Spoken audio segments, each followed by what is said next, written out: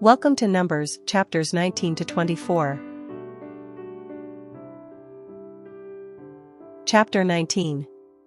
The purification of the unclean. The Lord said to Moses and Aaron, "This is a requirement of the law that the Lord has commanded. Tell the Israelites to bring you a red heifer without defect or blemish and that has never been under a yoke. Give it to Eleazar the priest. It is to be taken outside the camp and slaughtered in his presence. Then Eleazar the priest is to take some of its blood on his finger and sprinkle it 7 times toward the front of the tent of meeting. While he watches, the heifer is to be burned its hide, flesh, blood and intestines. The priest is to take some cedar wood, hyssop and scarlet wool and throw them onto the burning heifer. After that, the priest must wash his clothes and bathe himself with water. He may then come into the camp, but he will be ceremonially unclean till evening. The man who burns it must also wash his clothes and bathe with water, and he too will be unclean till evening.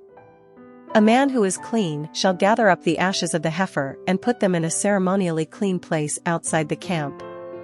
They are to be kept by the Israelite community for use in the water of cleansing. It is for purification from sin.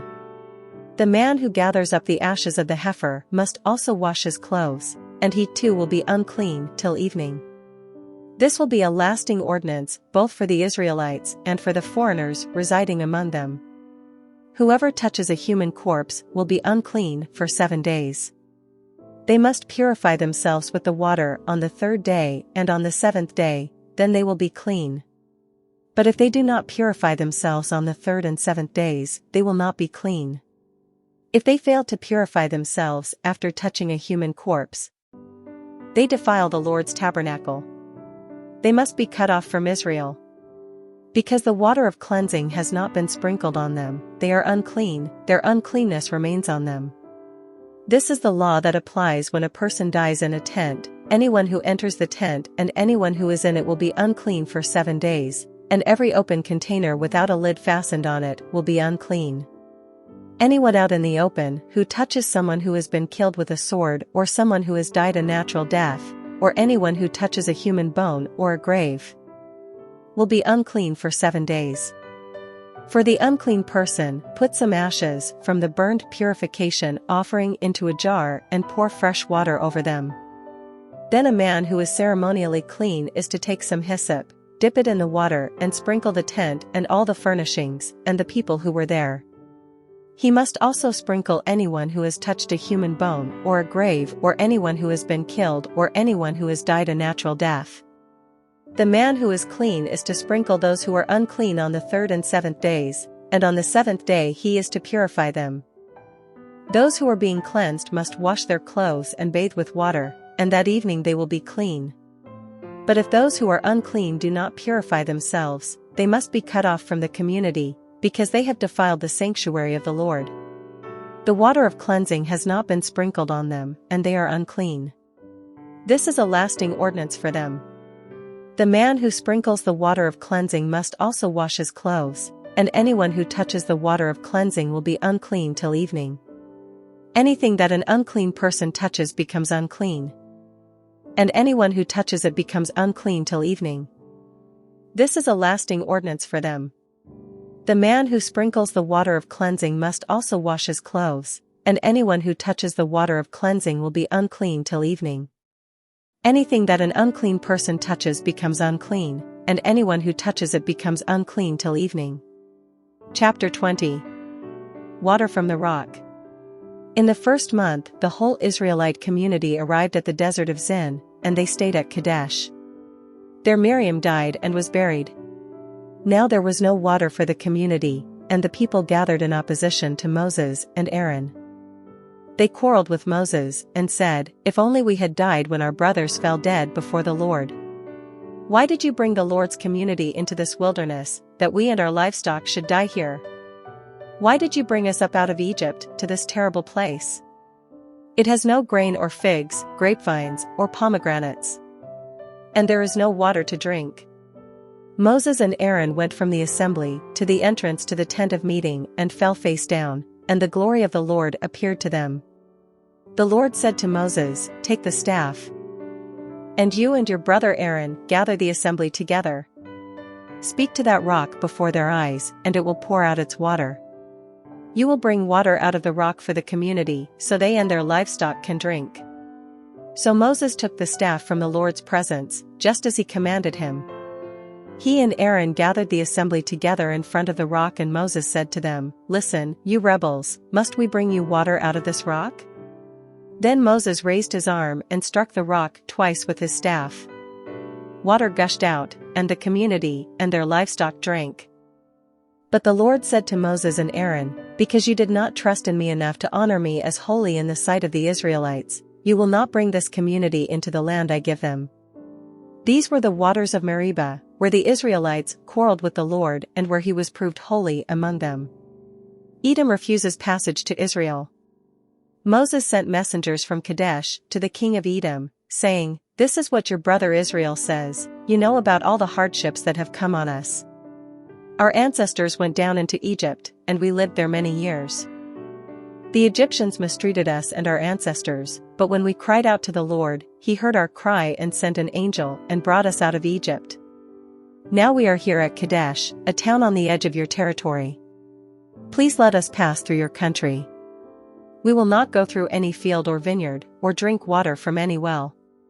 We will travel along the king's highway and not turn to the right or to the left until we have passed through your territory." But Edom answered, "You may not pass through here, if you try.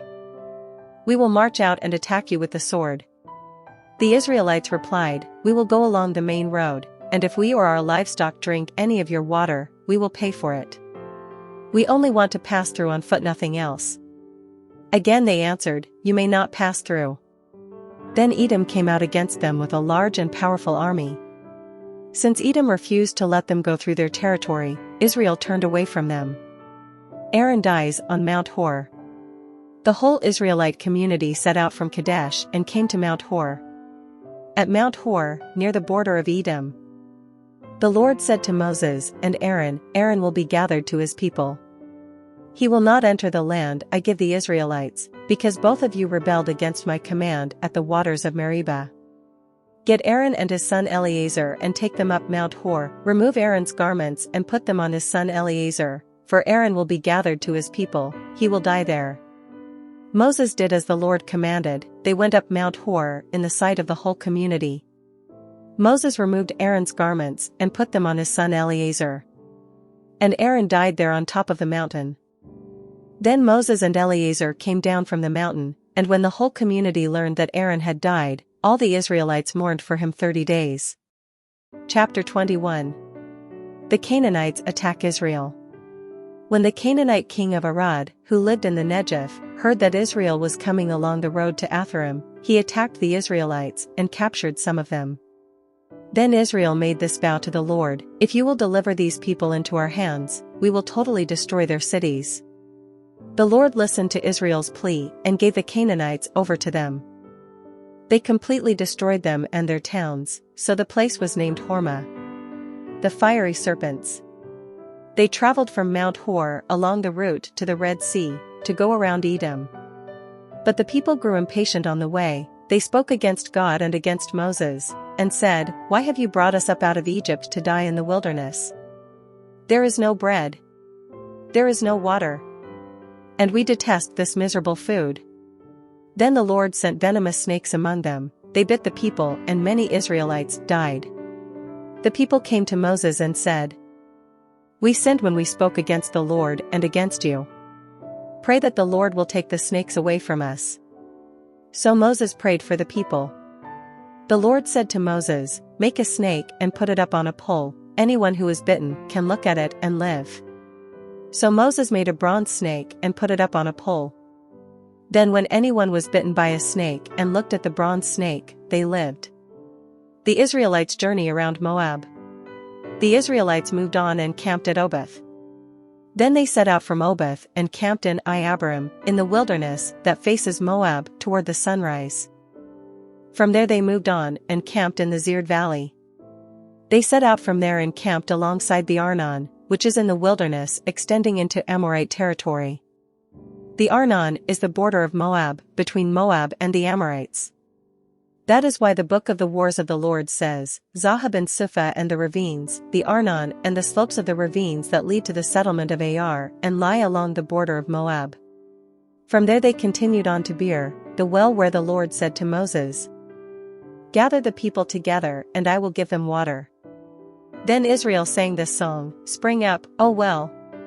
Sing about it, about the well that the princes dug, that the nobles of the people sank, the nobles, with scepters and staffs. Then they went from the wilderness to Matanah, from Matanah to Nahaliel, from Nahaliel to Bamoth, and from Bamoth to the valley in Moab, where the top of Pisgah overlooks the wasteland. Israel conquers Sihon. Israel sent messengers to say to Sihon king of the Amorites, Let us pass through your country. We will not turn aside into any field or vineyard, or drink water from any well. We will travel along the king's highway until we have passed through your territory. But Sihon would not let Israel pass through his territory. He mustered his entire army and marched out into the wilderness against Israel. When he reached Jahaz, he fought with Israel. Israel, however, put him to the sword and took over his land from the Arnon to the Jabbok, but only as far as the Ammonites, because their border was fortified. Israel captured all the cities of the Amorites and occupied them, including Heshbon and all its surrounding settlements. Heshbon was the city of Sihon king of the Amorites, who had fought against the former king of Moab and had taken from him all his land as far as the Arnon. That is why the poets say, Come to Heshbon and let it be rebuilt, let Sihon's city be restored. Fire went out from Heshbon, a blaze from the city of Sihon. It consumed Ar of Moab, the citizens of Arnon's heights. Woe to you, Moab! You are destroyed, people of Chemosh. He has given up his sons as fugitives and his daughters as captives to Sihon king of the Amorites. But we have overthrown them. Heshbon's dominion has been destroyed all the way to Dibon. We have demolished them as far as Nophah, which extends to Medeba. Israel conquers Og of Bashan. So Israel settled in the land of the Amorites. After Moses had sent spies to Jazer, the Israelites captured its surrounding settlements and drove out the Amorites who were there. Then they turned and went up along the road toward Bashan, and Og king of Bashan and his whole army marched out to meet them in battle at Edrei. The Lord said to Moses, Do not be afraid of him, for I have delivered him into your hands, along with his whole army and his land. Do to him what you did to Sihon king of the Amorites, who reigned in Heshbon. So they struck him down, together with his sons and his whole army, leaving them no survivors. And they took possession of his land. Chapter 22. Balak sends for Balaam. Then the Israelites traveled to the plains of Moab and camped along the Jordan across from Jericho. Now Balak son of Zippor saw all that Israel had done to the Amorites, and Moab was terrified because there were so many people. Indeed, Moab was filled with dread because of the Israelites. The Moabites said to the elders of Midian, This horde is going to lick up everything around us, as an ox licks up the grass of the field. So Balak son of Zippor, who was king of Moab at that time, sent messengers to summon Balaam son of Beor, who was at Pethor, near the Euphrates River, in his native land. Balak said, A people has come out of Egypt, they cover the face of the land and have settled next to me. Now come and put a curse on these people, because they are too powerful for me. Perhaps then I will be able to defeat them and drive them out of the land. For I know that whoever you bless is blessed, and whoever you curse is cursed. The elders of Moab and Midian left, taking with them the fee for divination. When they came to Balaam, they told him what Balak had said. Spend the night here, Balaam said to them, and I will report back to you with the answer the Lord gives me. So the Moabite officials stayed with him. God came to Balaam and asked, Who are these men with you? Balaam said to God, Balak son of Zippor, king of Moab, sent me this message, A people that has come out of Egypt covers the face of the land. Now come and put a curse on them for me. Perhaps then I will be able to fight them and drive them away. But God said to Balaam, Do not go with them. You must not put a curse on those people, because they are blessed. The next morning Balaam got up and said to Balak's officials, Go back to your own country, for the Lord has refused to let me go with you. So the Moabite officials returned to Balak and said, Balaam refused to come with us. Then Balak sent other officials, more numerous and more distinguished than the first. They came to Balaam and said, This is what Balak son of Zippor says, Do not let anything keep you from coming to me, because I will reward you handsomely and do whatever you say. Come and put a curse on these people for me.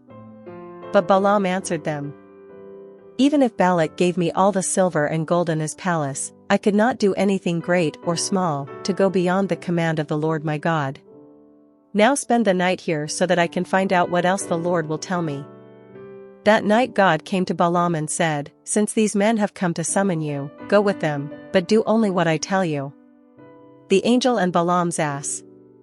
Balaam got up in the morning, saddled his donkey, and went with the Moabite officials. But God was very angry when he went, and the angel of the Lord stood in the road to oppose him. Balaam was riding on his donkey, and his 2 servants were with him. When the donkey saw the angel of the Lord standing in the road with a drawn sword in his hand, it turned off the road into a field. Balaam beat it to get it back on the road. Then the angel of the Lord stood in a narrow path through the vineyards, with walls on both sides. When the donkey saw the angel of the Lord, it pressed close to the wall, crushing Balaam's foot against it. So he beat the donkey again. Then the angel of the Lord moved on ahead and stood in a narrow place where there was no room to turn, either to the right or to the left. When the donkey saw the angel of the Lord, it lay down under Balaam, and he was angry and beat it with his staff. Then the Lord opened the donkey's mouth, and it said to Balaam, What have I done to you to make you beat me these 3 times? Balaam answered the donkey, You have made a fool of me. If only I had a sword in my hand, I would kill you right now. The donkey said to Balaam, Am I not your own donkey, which you have always ridden, to this day? Have I been in the habit of doing this to you? No, he said. Then the Lord opened Balaam's eyes, and he saw the angel of the Lord standing in the road with his sword drawn. So he bowed low and fell face down. The angel of the Lord asked him, Why have you beaten your donkey these 3 times? I have come here to oppose you, because your path is a reckless one before me. The donkey saw me, and turned away from me these 3 times. If it had not turned away, I would certainly have killed you by now, but I would have spared it. Balaam said to the angel of the Lord, I have sinned. I did not realize you were standing in the road to oppose me. Now if you are displeased, I will go back. The angel of the Lord said to Balaam, Go with the men, but speak only what I tell you. So Balaam went with Balak's officials. When Balak heard that Balaam was coming, he went out to meet him at the Moabite town on the Arnon border, at the edge of his territory. Balak said to Balaam, Did I not send you an urgent summons? Why didn't you come to me? Am I really not able to reward you? Well, I have come to you now, Balaam replied. But I can't say whatever I please. I must speak only what God puts in my mouth. Then Balaam went with Balak to Kiriath-Huzoth. Balak sacrificed cattle and sheep, and gave some to Balaam and the officials who were with him. Balaam blesses Israel. The next morning Balak took Balaam up to Bamoth-Baal, and from there he could see the outskirts of the Israelite camp. Chapter 23. Balaam said, Build me 7 altars here, and prepare 7 bulls and 7 rams for me. Balak did as Balaam said, and the 2 of them offered a bull and a ram on each altar. Then Balaam said to Balak, Stay here beside your offering while I go aside. Perhaps the Lord will come to meet with me. Whatever he reveals to me, I will tell you.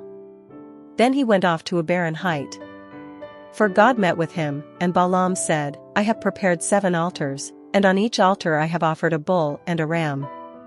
The Lord put a word in Balaam's mouth and said, Go back to Balak and give him this word. So he went back to him and found him standing beside his offering, with all the Moabite officials. Then Balaam spoke his message, Balak brought me from Aram, the king of Moab, from the eastern mountains. Come, he said, curse Jacob for me, come, denounce Israel. How can I curse those whom God has not cursed? How can I denounce those whom the Lord has not denounced? 9 From the rocky peaks I see them, from the heights I view them. I see a people who live apart and do not consider themselves one of the nations. Who can count the dust of Jacob or number even a fourth of Israel? Let me die the death of the righteous, and may my final end be like theirs." Balak said to Balaam, "What have you done to me? I brought you to curse my enemies. But you have done nothing but bless them." He answered, "Must I not speak what the Lord puts in my mouth?" Then Balak said to him, "Come with me to another place where you can see them. You will not see them all, but only the outskirts of their camp. And from there, curse them for me." So he took him to the field of Zophim on the top of Pisgah, and there he built 7 altars and offered a bull and a ram on each altar. Balaam said to Balak, "Stay here beside your offering while I meet with him over there." The Lord met with Balaam and put a word in his mouth and said, "Go back to Balak and give him this word." So he went to him and found him standing beside his offering, with the Moabite officials. Balak asked him, "What did the Lord say?" Then he spoke his message, "Arise, Balak, and listen, hear me, son of Zippor. God is not human, that he should lie, not a human being, that he should change his mind. Does he speak and then not act? Does he promise and not fulfill? I have received a command to bless, he has blessed, and I cannot change it. No misfortune is seen in Jacob, no misery observed, in Israel. The Lord their God is with them, the shout of the king is among them. God brought them out of Egypt, they have the strength of a wild ox. There is no divination against Jacob, no evil omens against Israel. It will now be said of Jacob and of Israel, see what God has done. The people rise like a lioness, they rouse themselves like a lion that does not rest till it devours its prey and drinks the blood of its victims." Then Balak said to Balaam, "Neither curse them at all nor bless them at all." Balaam answered, "Did I not tell you I must do whatever the Lord says?" Then Balak said to Balaam, "Come, let me take you to another place. Perhaps it will please God to let you curse them for me from there." And Balak took Balaam to the top of Peor, overlooking the wasteland. Balaam said, "Build me 7 altars here, and prepare 7 bulls and 7 rams for me." Balak did as Balaam had said, and offered a bull and a ram on each altar. Chapter 24. Now when Balaam saw that it pleased the Lord to bless Israel, he did not resort to divination as at other times, but turned his face toward the wilderness. When Balaam looked out and saw Israel encamped tribe by tribe, the Spirit of God came on him and he spoke his message, the prophecy of Balaam son of Beor, the prophecy of one whose eye sees clearly, the prophecy of one who hears the words of God, who sees a vision from the Almighty, who falls prostrate, and whose eyes are opened. How beautiful are your tents, Jacob, your dwelling places, Israel. Like valleys, they spread out, like gardens beside a river, like aloes planted by the Lord, like cedars beside the waters. Water will flow from their buckets, their seed will have abundant water. Their king will be greater than Agag, their kingdom will be exalted. God brought them out of Egypt, they have the strength of a wild ox. They devour hostile nations and break their bones in pieces, with their arrows they pierce them. Like a lion they crouch and lie down, like a lioness who dares to rouse them? May those who bless you be blessed and those who curse you be cursed. Balaam's prophecy. Then Balak's anger burned against Balaam. He struck his hands together and said to him, I summoned you to curse my enemies, but you have blessed them these 3 times. Now leave at once and go home. I said I would reward you handsomely, but the Lord has kept you from being rewarded. Balaam answered Balak, Did I not tell the messengers you sent me, even if Balak gave me all the silver and gold in his palace, I could not do anything of my own accord, good or bad. To go beyond the command of the Lord, and I must say only what the Lord says? Now I am going back to my people, but come, let me warn you of what this people will do to your people in days to come. Then he spoke his message, the prophecy of Balaam son of Beor, the prophecy of one whose eye sees clearly, the prophecy of one who hears the words of God, who has knowledge from the Most High, who sees a vision from the Almighty, who falls prostrate, and whose eyes are opened. I see him, but not now, I behold him, but not near. A star will come out of Jacob. A scepter will rise out of Israel. He will crush the foreheads of Moab, the skulls of all the people of Sheph. Edom will be conquered, Seir, his enemy, will be conquered, but Israel will grow strong. A ruler will come out of Jacob and destroy the survivors of the city. Then Balaam saw Amalek and spoke his message. Amalek was first among the nations, but their end will be utter destruction. Then he saw the Kenite and spoke his message. Your dwelling place is secure, your nest is set in a rock. Yet you Kenite will be destroyed when Ashur takes you captive. Then he spoke his message. Alas! Who can live when God does this? Ships will come from the shores of Cyprus, they will subdue Ashur and Eber, but they too will come to ruin. Then Balaam got up and returned home, and Balak went his own way.